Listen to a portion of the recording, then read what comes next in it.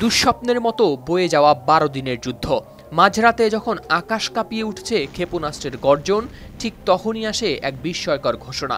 যুক্তরাষ্ট্রের president Donald Trump জানালেন, Iran ও Israel এক পর্যায়ক্রমিক যুদ্ধবিরতিতে পৌঁছেছে। যুদ্ধের আধারে যেন হঠাৎই দেখা গেল আশার আলো।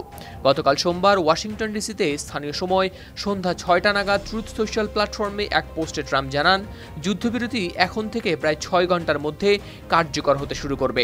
এই ৬ ঘন্টার সময়রেখা ইরান ও ইসরায়েলকে তাদের চূড়ান্ত অভিযান গুটিয়ে নিতে এবং সম্পন্ন করার জন্য দেওয়া হয়েছিল।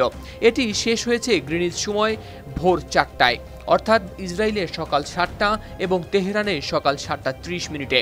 ট্রাম্প আরও জানান, এই যুদ্ধবিরতি মধ্যপ্রাচ্যের দুই চিরশত্রুর দ্বন্দ্বের আনুষ্ঠানিক অবসান ঘটাবে। তার কথায়, প্রথমে ইরান থামাবে সব সামরিক অভিযান, তার ১২ ঘন্টা পর ইসরায়েলও হাঁটবে একই পথে। পুরো প্রক্রিয়া শুরু হয়েছে বাংলাদেশ সময় সকাল ১০টায়।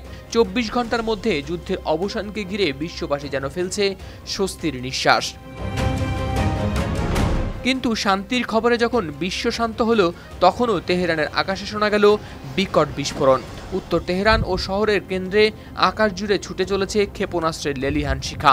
সাংবাদিকরা জানালেন, যুদ্ধ শুরুর পর এটি ছিল সবচেয়ে জোরালো হামলাগুলোর একটি। যুদ্ধের শেষ প্রান্তে পৌঁছে ইরান মধ্যপ্রাচ্যের সবচেয়ে বড় মার্কিন ঘাঁটি কাতারের আল উদেইদে ছুড়েছে ৬টি ক্ষেপণাস্ত্র। ট্রাম্প অবশ্য একে দুর্বল আক্রমণ বলেই উল্লেখ করেছেন। দাবি করেছেন, ইরান আগেই হামলার সতর্কবার্তা দিয়েছিল, ফলে ঘটেনি কোনো হতাহতের ঘটনা। তার ভাষায়, এ হামলা ছিল এমনভাবে পরিকল্পিত যাতে খোলা থাকে সংঘাত থেকে সরে আসার রাস্তা। এদিকে এই হামলার পর তেহরানের রাস্তায় নেমে আসে মানুষ, কারো হাতে পতাকা, কারো মুখে স্লোগান, যুক্তরাষ্ট্র নিপাত যাক, যেন যুদ্ধের রক্তাক্ত মঞ্চে এক নতুন আবেগের বিস্ফোরণ। এদিকে কাতার সরকার এ হামলাকে স্পষ্ট আগ্রাসন হিসেবে আখ্যা দিয়েছে পাল্টা প্রতিক্রিয়ার হুঁশিয়ারি। প্রেসিডেন্ট ট্রাম্পের এই ঘোষণা মধ্যপ্রাচ্যের চলমান উত্তেজনার মধ্যে একটি গুরুত্বপূর্ণ মোড় হিসেবে দেখা হচ্ছে। যুদ্ধবিরতির এই সময়রেখা উভয় পক্ষের জন্যই পরিস্থিতি শান্ত করার এবং সম্ভাব্য বৃহত্তর সংঘাত এড়ানোর একটি সুযোগ তৈরি করবে বলে আশা করা হচ্ছে। তবে এই যুদ্ধবিরতি কতটা স্থায়ী হবে এবং দুই দেশের মধ্যে সম্পর্ক ভবিষ্যতে কোন দিকে মোড় নেবে, তা নিয়ে আন্তর্জাতিক মহলে চলছে জল্পনা কল্পনা। হাওলাদার শামীম, RTV।